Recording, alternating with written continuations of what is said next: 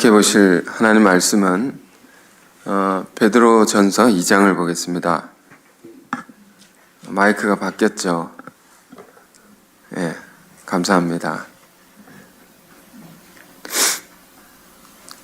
자, 베드로전서 2장 테스트가 필요합니다. 베드로전서 2장입니다. 2장 1절에서 10절 제가 읽겠습니다. 그러므로 모든 악독과 모든 기만과 외식과 시기와 모든 비방하는 말을 버리고 갓난 아기들 같이 순전하고 신령한 젖을 사모하라. 이는 그로 말미암아 너희로 구원에 이르도록 자라게 하려 함이라. 너희가 주의 인자하심을 맛보았으면 그리하라. 사람에게는 버림바 되었으나 하나님께는 택하심을 입은 보배로운 산돌이신 예수께 나아가 너희도 산돌같이 신령한 집으로 세워지고 예수 그리스도로 말미암아 하나님이 기쁘게 받으실 신령한 제사를 드릴 거룩한 제사장이 될지니라. 성경에 기록되었을 때 보라, 내가 택한 보배로운 모퉁이 돌을 시온에 두노니 그를 믿는 자는 부끄러움을 당하지 아니하리라 하였으니, 그러므로 믿는 너희에게는 보배이나 믿지 아니하는 자에게는 건축자들이 버린 그 돌이 모퉁이의 머릿돌이 되고 또한 부딪히는 돌과 걸려 넘어지게 하는 바위가 되었다 하였느니라. 그들이 말씀을 순종하지 아니함으로 넘어지나니 이는 그들을 이렇게 정하신 것이라. 그러나 너희는 택하신 족속이요 왕 같은 제사장들이요 거룩한 나라요 그의 소유가 된 백성이니 이는 너희를 어두운 데서 불러내어 그의 기이한 빛에 들어가게 하신 이의 아름다운 덕을 선포하게 하려 하심이라. 너희가 전에는 백성이 아니더니 이제는 하나님의 백성이요 전에는 긍휼을 얻지 못하였더니 이제는 긍휼을 얻은 자니라. 아멘. 오늘 말씀의 제목은 그러나 너희는 택하신 족속이요, 이런 제목으로 말씀을 보겠습니다. 베드로 사도의 귀한 말씀인데요. 베드로 전서 후서 여러분 이렇게 읽어보면 굉장히 짧게, 내용이 짧죠. 그렇지만 매우 깊은 말씀입니다. 이 본문에서 베드로 사도는 무엇을 강조하고 있는가? 우리가 두 말을 붙들어야 되는데요. 산돌과 거룩한 백성을 가리키는 겁니다. 산돌과 거룩한 백성. 이 산돌은 예수 그리스도를 가리키는 것입니다. 살아있는 돌, 리빙 스톤이죠. 예수 그리스도를 가리키고 또 예수님의 삶과 사역, 그분이 행하신 일들에 관한 모든 것을 이렇게 가리키는 것입니다. 그리고 이 쭉 내용을 보면 그 산돌에 맞서는 자, 그 주님을 대적하는 자는 어떤 최후를 맞게 되는가, 이런 것도 가르쳐 주시고, 그리고 본문을 보면 우리는 어떤 자들이냐? 그 산돌이신 주님의 선택을 받은 거룩한 백성들이다. 자, 이것을 본문에서 베드로 사도가 일깨워 주는 것입니다. 자, 그런 내용인데요. 본문이 좀 한 10절까지 읽었는데 하나하나 좀 봅시다. 먼저 베드로 사도는 이 편지죠. 전서 후서 편지를 받는 공교회가 있는 것입니다. 교회 교우들에게, 특히나 많은 박해를 받는 그런 교우들에게 이 편지를 보낸 것인데요. 그들에게 먼저 주는 교훈이 있습니다. 우리 예수 믿는 사람들은 어떤 자들이 되어야 하는가? 그리고 1절, 2절 읽어보면 갓난 아기들 같아야 된다, 이렇게 말합니다. 갓난 아기들. 자, 여러분 생각해 보십시오. 갓난 아기들 같다는 것이 뭘 얘기하는 것일까요? 이 본문 그대로 우리가 읽으면 이해할 수 있습니다. 갓난 아기들 같은 것은 먼저는 1절에 악독과 기만과 외식과 시기와 비방하는 말을 버리는 것, 이걸 버리는 것이 갓난 아기들 같다. 그러니까 한마디로 우리 예수 믿는 사람들이 순수해야 된다는 것이죠. 악한 것, 나쁜 마음과 생각을 다 버려야 된다. 또 남을 속인다거나 또 자기를 속일 수도 있죠. 그런 것을 버리고, 또 외식은 뭡니까? 겉과 속이 다른 것이죠. 예수 믿는 사람들이 이렇게 살지 않는다는 겁니다. 그런 것들 우리 안에 있는지 돌아보고 버려야 된다. 남을 시기하는 것, 질투하는 것, 그리고 비방하는 말, 이런 것들이 우리 안에 있지 않은지 돌아보고 그걸 다 버려라. 갓난 아기들 같이 순전해야 된다. 순수해야 된다는 겁니다. 그러면 천국 백성들은 다 이런 사람들입니다. 신앙이 우리가 성숙해지면 성숙해질수록 점점 어떻게 되어야 되는 것입니까? 순수해져야 된다.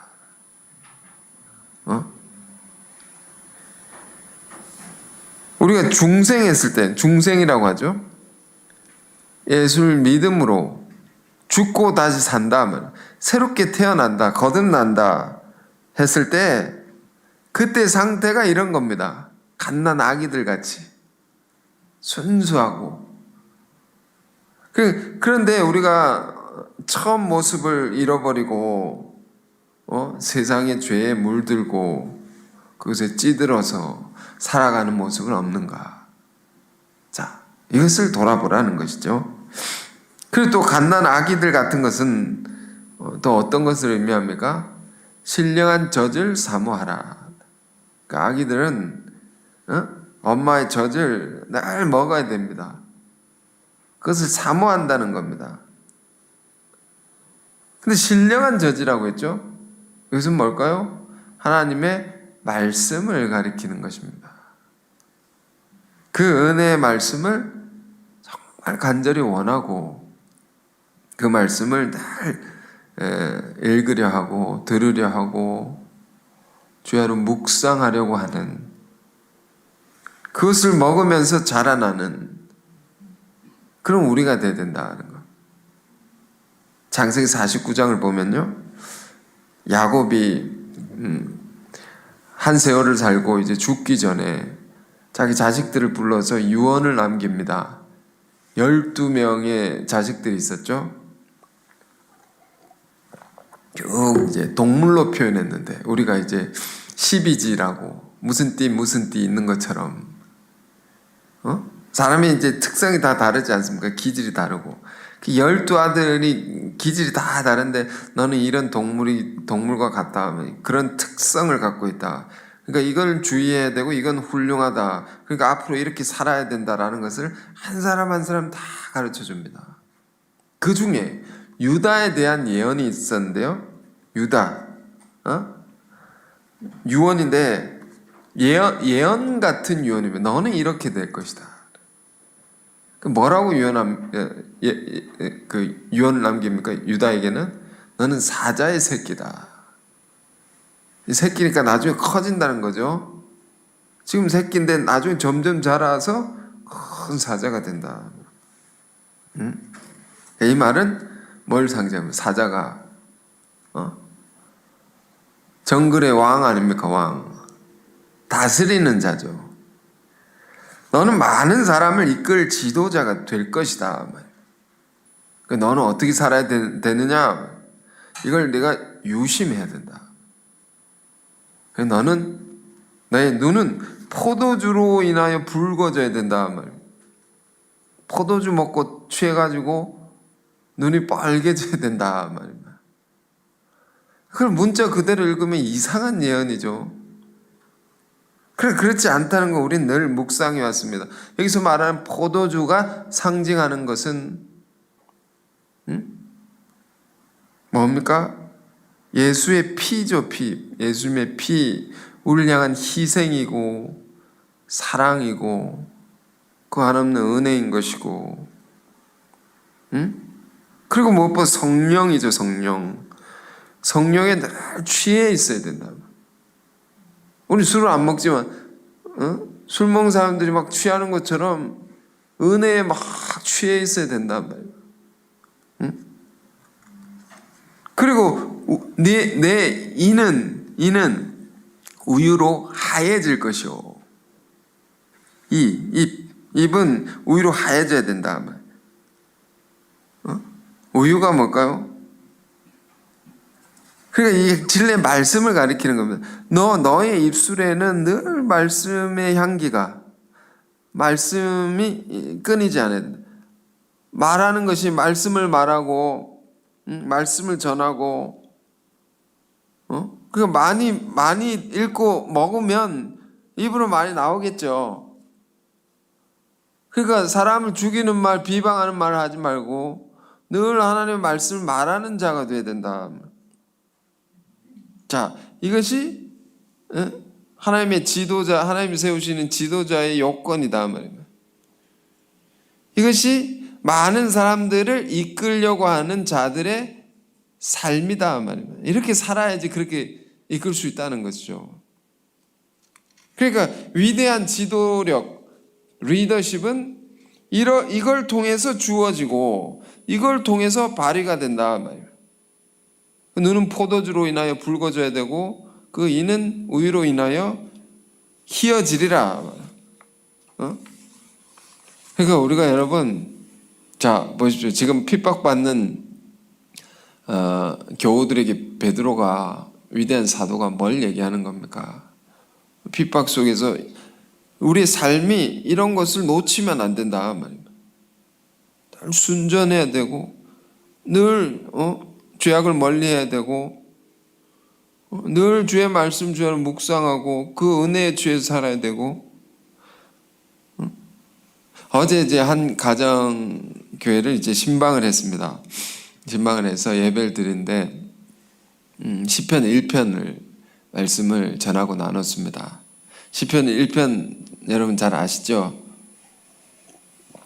복 있는 사람은 하면서 이렇게 짧은 시간 이렇게 있지 않습니까? 복 있는 사람은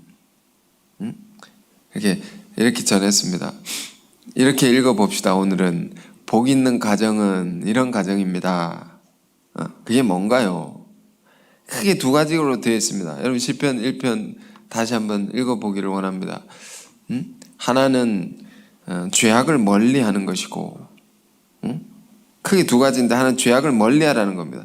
악인들의 꾀를 따르지 아니하고 죄인들의 길에 서지 아니하고 오만한 자들의 자리에 앉지 아니하고. 또 하나는 뭡니까? 오직 여호와의 율법을 주야로 묵상하는 자로다. 즐거워하고 주야로 묵상한다. 우리는 율법과 더불어 복음의 말씀이 있습니다. 더 풍부한 말씀이 있습니다. 그 말씀을 읽는 차원이 아니라 즐거워해야 됩니다. 너무 기뻐하고 늘 읽으면서 그걸 나누고 그리고 밤낮으로 묵상하고, 이런 사람이 복 있는 사람이라는 겁니다. 복을 받는다 말이면 이렇게 살면 그것을 아주 훌륭한 비유로 뭐라고 표현했습니까? 시편의 기자가 시냇가에 심은 나무와 같습니다. 자, 이건 상상력이 필요하다 했습니다. 상상력. 시내가 있습니다. 그 옆에 나무가 이렇게 있죠. 그 나무는 어떨까요? 늘 이제 수분의 공급을 충분히 받기 때문에 때를 따라, 철을 따라 열매를 늘 풍성하게 맺으며 그 잎이 마르지 않는다는 겁니다. 잎이 청청하다는 겁니다. 그리고 그가 하는 행사, 하는 모든 일들이 형통하리로다. 제가 물었습니다. 여기서 형통한다는 게 뭘까요? 뭐가 잘 되는 일이 잘 되는 거겠죠. 맞습니다. 그런데 조금 더 여기서 말하는 이 형통의 의미는 더 깊은 것입니다. 문맥을 쭉 이어서 보면 그게 무슨 말인지 알 수가 있습니다. 여기서 말하는 형통은 어려움이 올 때 이걸 쉽게 잘 이겨낼 수 있는 그런 힘을 가지는 것을 의미합니다. 로마서를 보면 믿는 자들은 어떻게 살아갈 특권이 있다고 했습니까? 환난 중에도 즐거워하나니. 환난 중에도 즐거워할 수 있다. 그 환난의 깊은 의미를 우리는 알기 때문에 잘 견뎌갈 수 있고 이길 수 있다. 그게 형통이라는 것입니다. 그렇죠. 예수 믿는 사람들이 어려움이 없겠습니까? 고난이 없겠습니까? 다 있는 것입니다. 믿지 않는 사람들과 똑같이 있는 겁니다. 그러나 뭐가 다른 것입니까? 우리 그것을 이길 힘을 갖고 있다면, 지혜를 갖고 있다면. 그러니 우리가 악을 멀리하고 주의 율법, 주의 하나님의 말씀을 즐거워하고 주야로 늘 묵상하는 사람이 되어야 된다는 겁니다. 그런데 시편의 그 밑에 보면 이렇게 되죠. 악인들은 그렇지 않으며, 그렇지 않다. 오직 바람에 나는 겨와 같도다. 바람은 고난을 상징합니다. 인생의 환난을 가리키며 역경을 가리키며 그것이 훅 불면 훅 도망가거나 사라지는 겁니다. 조그만 씨앗 아닙니까? 훅 불면 이게 악인들의 삶이다. 악인들의 모습이다.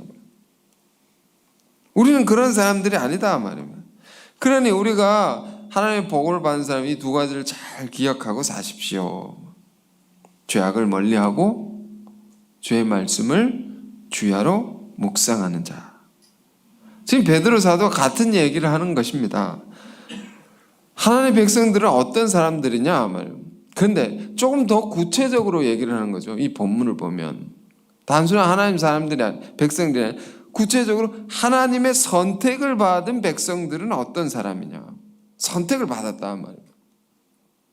갓난아이들 같이 순전하고 신령한 자들 사모한다.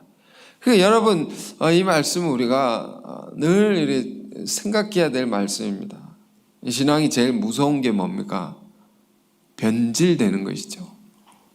변해지는 것보다 추한 것이 없습니다. 음식도 이 변하면 얼마나 상해버리지 않습니까? 얼마나 냄새가 나고 추한 것입니까? 우리도 마찬가지인 것입니다. 저 사람 옛날에 안 저랬는데 요즘 좀 이상해졌습니다. 이런 말 듣고 싶습니까?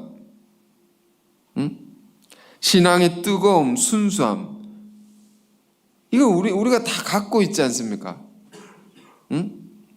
눈물로 하나님께 기도하고 예배를 사모하고 또 죄를 안 지으려고 하고 하나님 말씀 늘 읽고 묵상하고 더 알고 싶어하고 듣고 싶어하고 이런 마음이 우리 안에 다 있는 것 아닙니까? 그러니까 우리가 점검하는 것입니다. 이런 말씀을 통해서 우리 10월을 보내면서 어떤 면에서 하나의 마지막을 보내면서 결산하는 때를 맞으면서 이런 걸 우리가 돌아보고 내가 좀 멀어졌구나. 회복하기를 원합니다.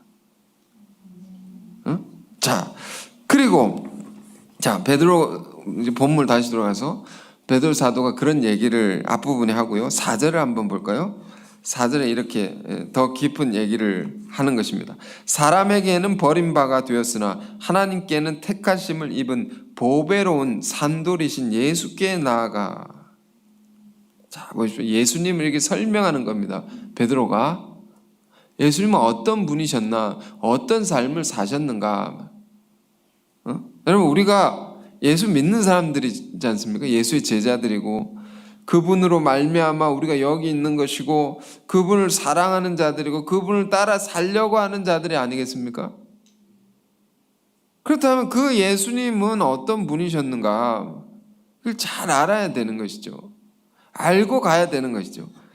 그분은 이랬다 말이에요. 사람에게는 버림을 받았다. 참 이 짧은 한 구절로 표현되어 있지만 버림받았다, 예수님의 버림받은 그 세계가 어떤 것입니까? 이 눈물 없이는 말할 수 없는, 실로 예수님의 모든 삶이라는 것은 고난이 가득한 참으로 한스러운 인생이었다 말입니다. 우리가 마태복음 2장서부터 보면 어떻게 되어 있습니까? 예수님은 태어나실 때부터 그 극악한 왕이 그 아기를 죽이려고 막 찾아다니는, 그걸 피해 다니는 그 예수님의 첫 삶이셨다. 태어나셔서부터 이 고난을 우리가 깊이 묵상해야 돼요. 그래서 그 인생의 끝은 뭡니까? 예수님의 인생의 끝은 뭡니까? 나무 형틀에 매달려 가지고 처형을 당하는, 이보다 끔찍한 인생이 어디 있습니까? 이처럼 한스러운 인생이 어디 있습니까? 그 세계를 생각해 보라. 그 다 누구를 위한 것이었느냐? 우리를 위한 것이었죠. 나를 위한 것이었죠. 그래서 지금 사람에게는 버림을 받았다. 그러나 하나님께는 택하심을 입은 분이시다. 예수님이 이런 분이셨다고. 왜 이런 얘기를 하고 있을까요? 그분을 믿고 따르는 우리도 동일한 자리에 있다는 것입니다. 세상이 우리를 다 버린다 할지라도 우리 안에는 뭐가 있습니까? 하나님의 택하심이 있다. 하나님은 우리를 선택하셨다는 것. 요즘 더 실감하는 때를 우리가 살고 있지 않습니까? 사회적으로 세상은 교회를 미워하고 조롱합니다. 손가락질합니다. 그런 시대에 우리가 살고 있습니다. 그럼 우리 안에는 뭐가 있습니까? 그것과 비교할 수 없는 놀라운 복이 있고 은혜가 있는 것입니다. 그건 뭡니까? 한마디로 우린 선택받은 자들이다. 우리가 이것을 여러분 놓쳐버리면 우리는 세상 사람들과 같아지는 것이고 맛을 잃은 소금과 같이 아무 쓸모가 없어집니다. 아무 쓸모가 없어집니다. 지금 산돌이신 예수, 이 비유죠. 산돌, 리빙스턴입니다. 멋있는 말이죠. 리빙, 살아있는 돌이다 말입니다. 죽어있지 않다 말입니다. 근데 왜 돌로 비유했을까요? 여러분, 이 문학적 지식이 필요합니다. 왜? 이 시적인 표현이거든요. 왜 돌로 비유했을까요? 이 돌이 뒤에 보면요, 큰 하나님의 집의 주춧돌이 됩니다. 그 건축자가 버린 돌이 모퉁이의 머릿돌이 됩니다. 큰 집을 지을 때 머릿돌이라는 것은 기초석입니다. 이걸 먼저 탁 해놓고 다른 거를 짓는 겁니다. 제일 먼저. 다른 것이 그걸 따라서 기초석을, 머릿돌을 따라서 놓여지는 겁니다. 이게 얼마나 아름다운 시입니까, 여러분? 얼마나 깊은 언어입니까? 어제도 시편을 보면서 저 혼자 이렇게 감동받고, 오늘도 이제 베드로 사도의 시와 같은 말씀 우리가 보는 것인데요. 여러분, 이런 말씀들을 한번 여러분 시간을 아무리 바쁘시더라도 이런 말씀들을 여러분 좀 읽어보시고 묵상한 시간을 갖기를 원합니다. 그래서 여러분 안에 시심을, 동심을 되찾으시길 바랍니다. 어린아이와 같은 순전한 마음, 시심, 동심 회복하길 바랍니다. 자, 그래서 베드로 사도는 이렇게 말하면, 예수 믿는 우리 안에 뭐가 있느냐? 세상에 조롱받고 웃음거리가 되고, 뭐 예수쟁이라고 욕하고 그럴지라도, 그런 노래가 있더라고. 예수쟁이라는, 이게 좀 비아냥거리는 말 아닙니까? 근데 이걸 누가 노래를 만들었으면, 여러분 찾아볼지 모르겠지만 랩입니다. 랩으로. 사람들이 내게 손가락질해도 상관없어 막 이러면서 응? 신경 안 써. 그것이 내 정체성 이러면서 감동받았습니다. 이걸 또 뭐 떼창이라고 하죠. 막 학생들이 교회에 청년부에 학생들 굉장히 많은 교회에서 그 떼창을 막 하는데 이것이 내 정체성 랩을 같이 하는데 그 너무 감동이 돼서 랩을 듣다 감동받는 건 별로 없는데 그걸 듣다가요 또 어떤 노래를 또 하나 들었습니다. 이건 세상 노래인데 어떻게 하다 듣게 됐습니다. 돌덩이라는 노래인데 막 듣다 보니까 뭔가 막 이렇게 의지가 막 생기는. 근데 그 의지란 게 뭘까요? 생각해 보니까 세상의 노래니까 이거는 폭력과 혈기 같은 느낌이 막 드는 거. 돌덩이 이렇게 그런데 이게 정말 그런 말이 있죠. 우리가 말씀을 공부할 때 이런 용어가 있습니다. 이제 동형이질이라고. 세상이 말한 돌덩이, 그 막 폭력과 혈기로 막 부딪혀 싸우겠다, 막 그런 것일지 모르지만 지금 이 비유를 보면 다른 돌입니다. 리빙스턴. 이 메시지가 정말 다르게 다가오는 것입니다. 그 노래를 듣는데 정말 우리 말씀 아니까 거기서는 악으로 깡으로 막 이런 분위기인데 우린 거꾸로 선으로 인내로 하나님의 놀라운 뜻을 끝까지 이룬다. 세상이 우리를 뭐 조롱해도 우리는 굴복하지 않으리.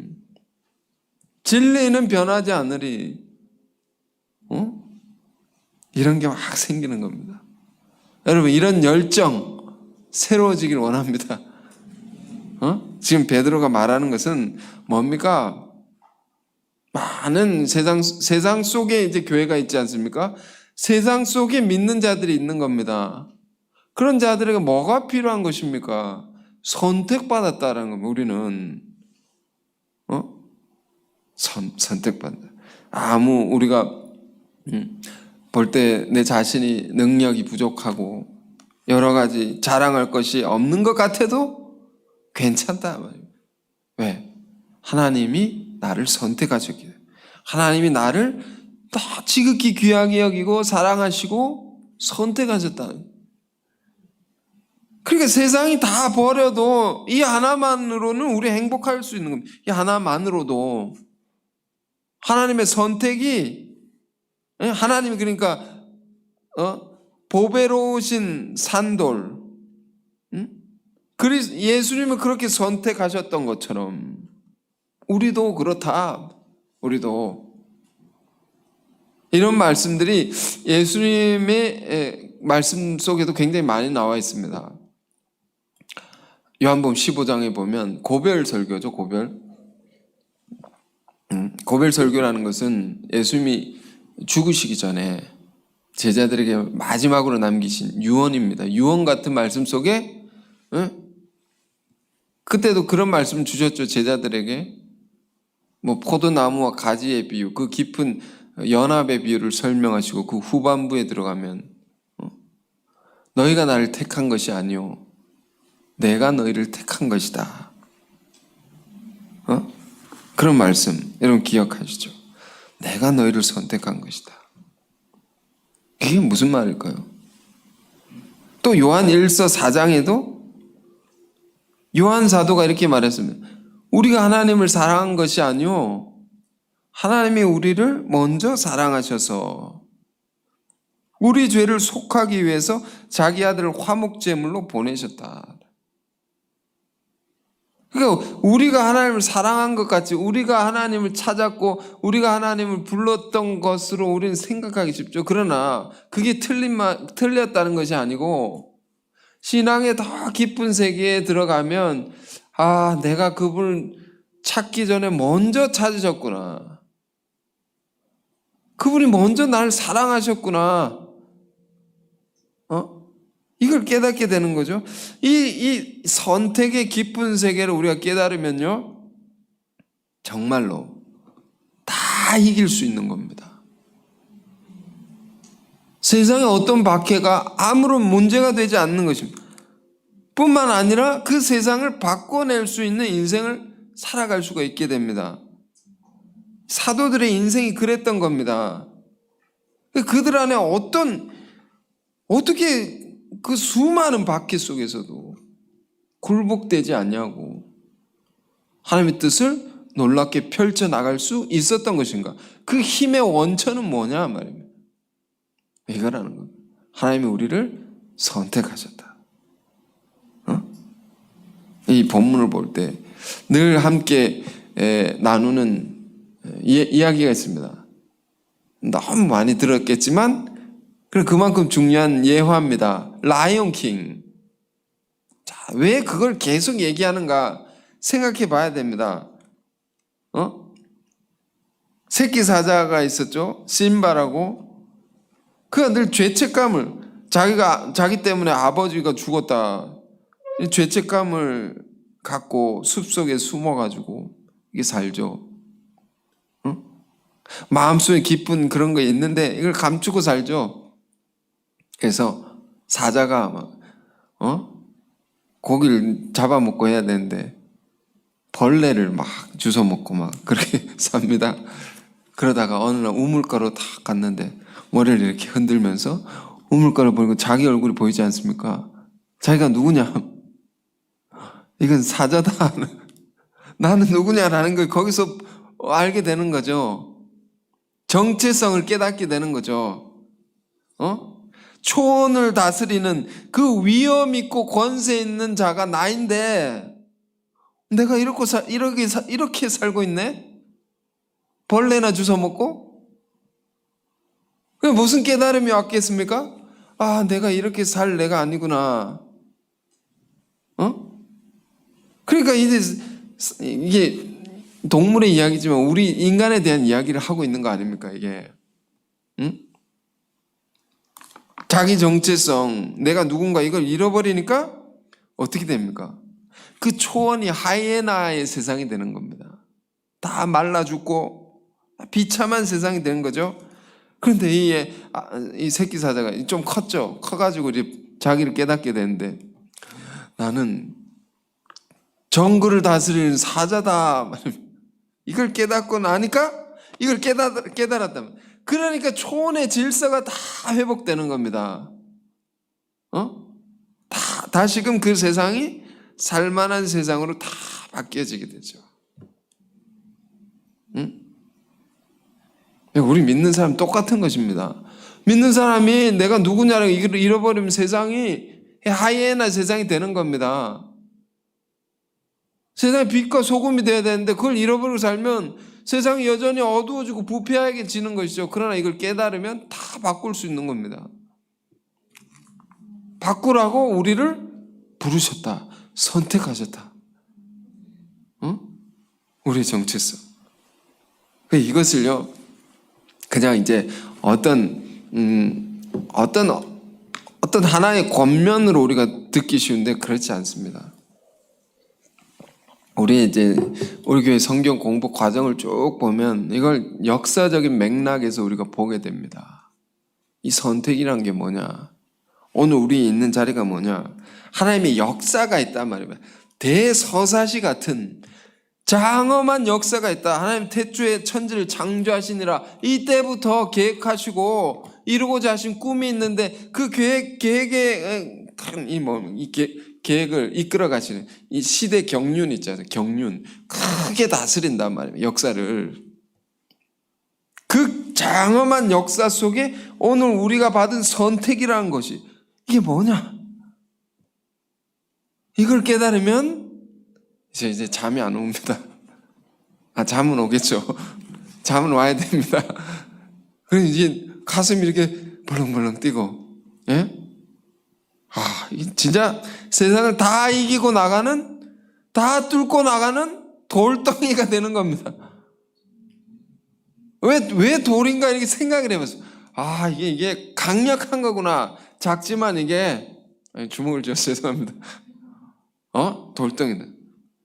그래서 바울이 이런 비유를 든 겁니다. 산돌이신 예수를, 그 예수를 따라서 우리도 저마다의 작은 돌덩이가 되는 겁니다. 자, 그런 얘기를 하고 있는 것이죠. 무슨 말인지 아시겠죠? 자, 좀 돌의 비유를 좀 더 봅시다. 2장 6절에서 8절입니다. 성경에 기록되었으되 보라 내가 택한 보배로운 모퉁이 돌을 시온에 두는 그를 믿는 자는 부끄러움을 당하지 아니하리라 하였으니 그러므로 믿는 너희에게는 보배이나, 잘 보십시오. 믿는 너희에게는 보배이나 믿지 아니하는 자들에게는 건축자의 버린 돌, 그 돌이 모퉁이의 머릿돌이 되고 또한 부딪히는 돌과 걸려 넘어지게 하는 바위가 되었다 하였느니라. 그들이 말씀을 순종하지 아니함으로 넘어지나니 이는 그들을 이렇게 정하신 것이라. 자, 뭐라고요? 건축자의 버린 돌이 모퉁이의 머릿돌이 됐다. 이게 베드로 사도의 그 창의적인 시가 아닙니다. 이건 시편 118편을 인용해서 하는 말입니다. 베드로가.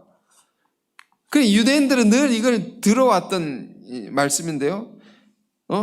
그 버린 돌이 모퉁이 돌이 되었는데 그 돌이 어떤 거냐? 이게 믿는 자에게는 너무 귀한 것이죠. 그런데 믿지 않는 자들에게는 무서운 겁니다. 이게 부딪히는 돌과 걸려 넘어지게 한다. 그들을 박해하고 대적하는 자는 다 넘어지고 깨어진다 말입니다. 그런 심판의 능력이 있다. 누구에게? 그리스도에게. 그리스도를 따르는 선택받은 자들에게.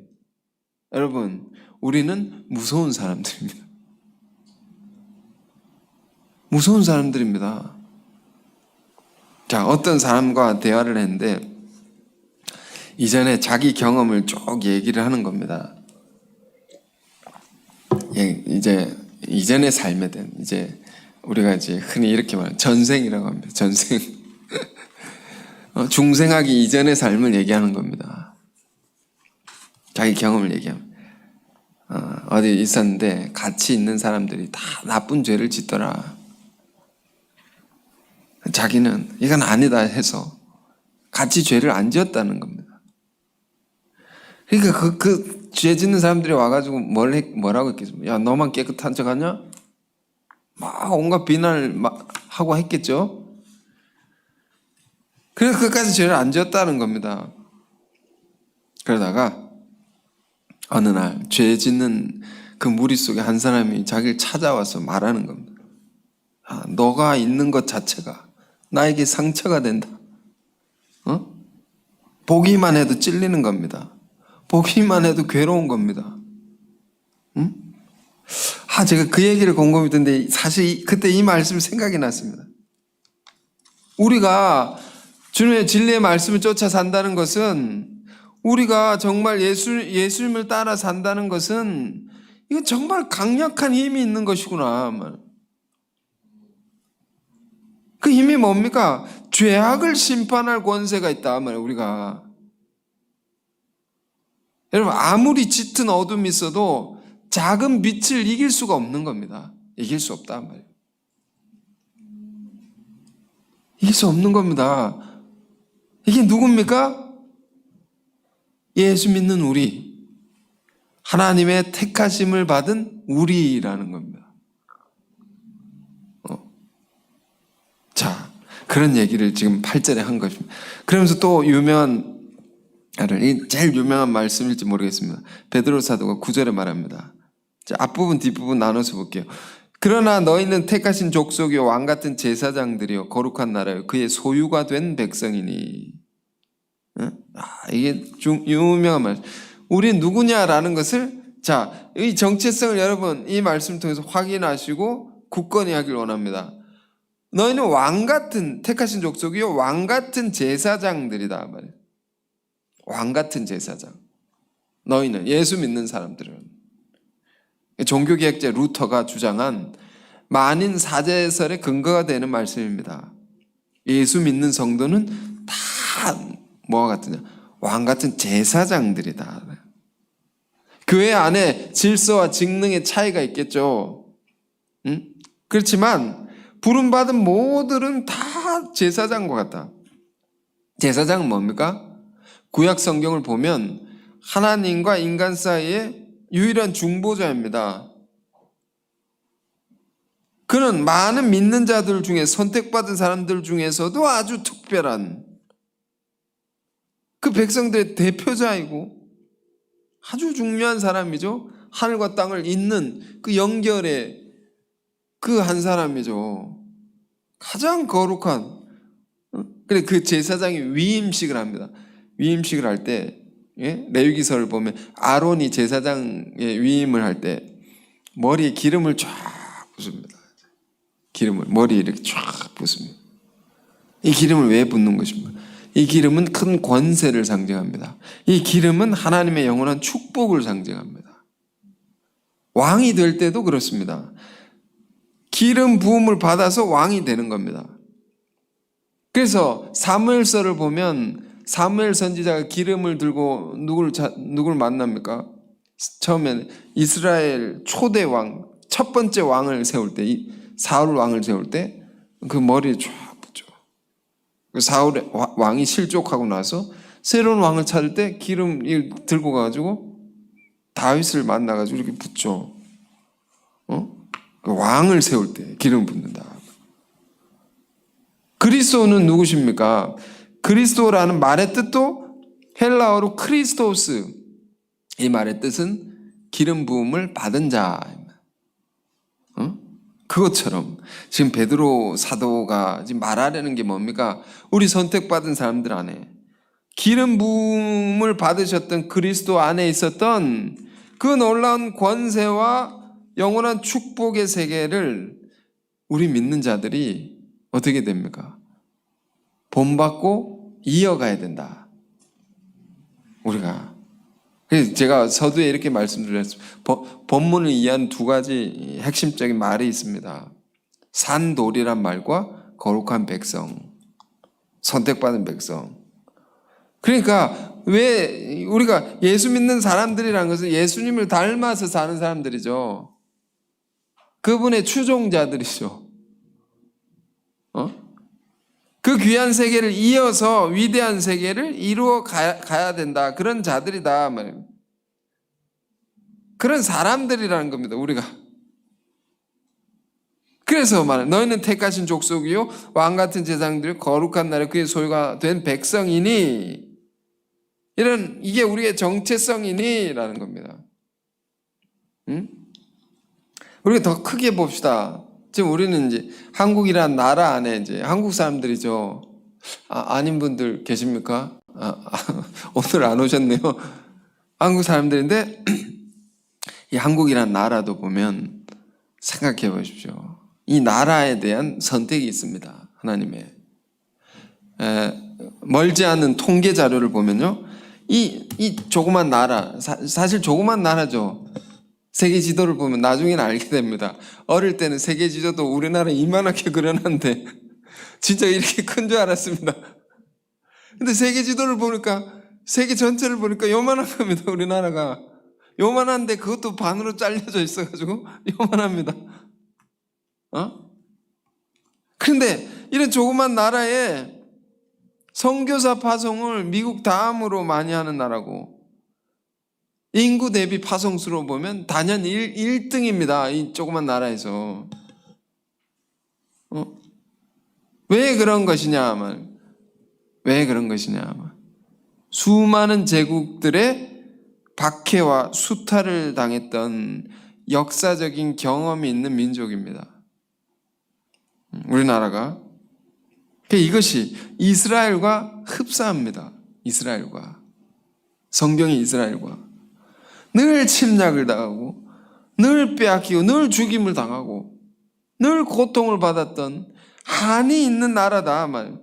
근데 그 한이 예수 그리스도의 십자가의 고난을 가장 잘 이해할 수 있는 접촉점이 된다는 겁니다. 그것이 이 생명의 복음을 제일 깊이 아는 것이 되는 겁니다. 그래서 하나님께서 이 민족을, 이 한국이란 나라를 들어 쓰셔서 전 세계를 변화시키려는 놀라운 계획이 있는 것이 아닙니까? 이 나라가 하나님이 선택하셨다는 겁니다. 이 민족을. 그 뜻이 있다 말입니다. 우리가 이것을 알고 살아야 됩니다. 우리 신앙이 먼저는 개인의 삶이 중요하죠. 개인의 구원이 중요합니다.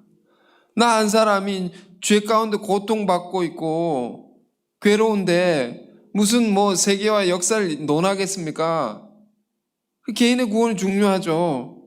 내가 예수의 은혜로 생명을 얻고 죄로부터 자유함을 얻는 거, 이게 우선적인 문제일 것이죠. 그러나 우리가 개인의 구원을 받았다면, 예수 믿은 사람, 그래서 중생한 자들이라면 더 그걸 넘어서서 더 높은 뜻을 생각해야 됩니다. 더 큰 뜻을 생각해야 됩니다. 하나님의 역사에 위대한 뜻이 있고 사명이 있다 말이에요. 우리 인생이 그것을 생각하고 그 하나님의 꿈을 이루고자 하는 삶을 살 때 가장 가치로운 인생을 살 수 있는 겁니다. 응?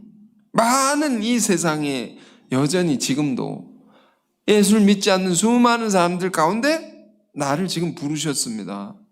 나를 선택하셨습니다. 예수를 알게 하시고 이 생명의 진리를 깨닫게 하셨습니다. 그 이유가 뭐냐라는 겁니다. 그걸 설명합니다. 소유된 백성이니 이건 왜냐하면 이런 뜻입니다. 왜냐하면 너희를 어두운 데서 불러내어 그의 기이한 빛에 들어가게 하신 이의 아름다운 덕을 선포하게 하려 하심이라. 아멘. 우리를 어두운 데서 불러냈다는 겁니다. 여러분 이걸 잘 생각해 보세요. 여러분 인생은 어땠습니까?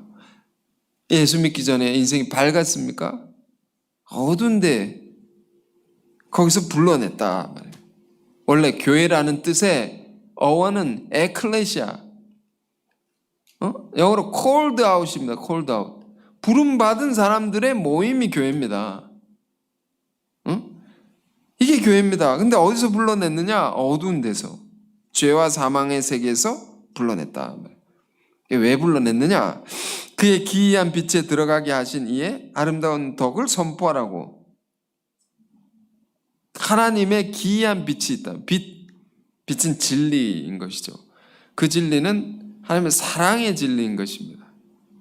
그게 기이한 것입니다. 그게 신비로운 것입니다. 놀라운 것입니다. 그 세계에 우리를 들어가게 하셨다면 하나님께서 그 세계에 들어가게 우리를 인도하신 그 하나님의 아름다운 덕, 그 아름다운 덕을 어떻게 하라고요? 온 세계에 전하라고, 온 누리에 선포하라고.